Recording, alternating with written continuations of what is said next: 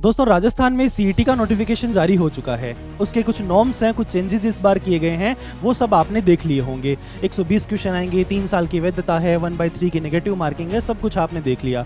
ये सब देखकर आपको सबको पता चल गया होगा कि राजस्थान में होने वाली 10+2 सीईटी जो परीक्षा है वो बहुत बड़ी राष्ट्रीय समस्या बन चुकी है।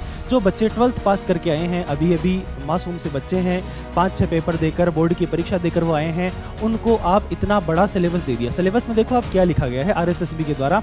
History, polity, economy, geography 4 subject होती है जीके में। ये चारों ही राजस्थान के आपको पढ़ने हैं और ये चारों ही इंडिया के भी आपको पढ़ने पड़ेंगे। Maths, reasoning, Hindi, English, computer, current affairs, ऐसे कुल 14 सब्जेक्ट वो यहाँ पर और सीईटी के अंदर दिए गए हैं। और सबसे बड़ी बात, जो सबसे गलत बात है आरएसएसबी की, वो ये है कि इन 14 सब्जेक्ट में से कौन सी सब्जेक्ट में से कितने प्रश्न आएंगे ये यहाँ पर नहीं बताया गया है। और उससे भी मजेदार बात ये है कि कुछ मास्टर्स है, कुछ टीचर है, वो ये बता रहे हैं कि आप सिर्फ 3 सब्जेक्ट पढ़ लीजिए, मैथ पढ़ लीजिए, रीजनिंग पढ़ लीजिए, इसके अलावा आप हिंदी पढ़ लीजिए और आपका सीईटी हो जाएगा। ये सीईटी किस प्रकार होगा मुझे तो समझ में नहीं आ रहा है। यहाँ पर जब 14 सब्जेक्ट दिए गए हैं, कौन सी सब्जेक्ट में से कितने क्वेश्चन आएंगे 120 में से, ये ही आपको नहीं बताया गया है। तो आप 48 प्रश्न सही कौन से करोगे?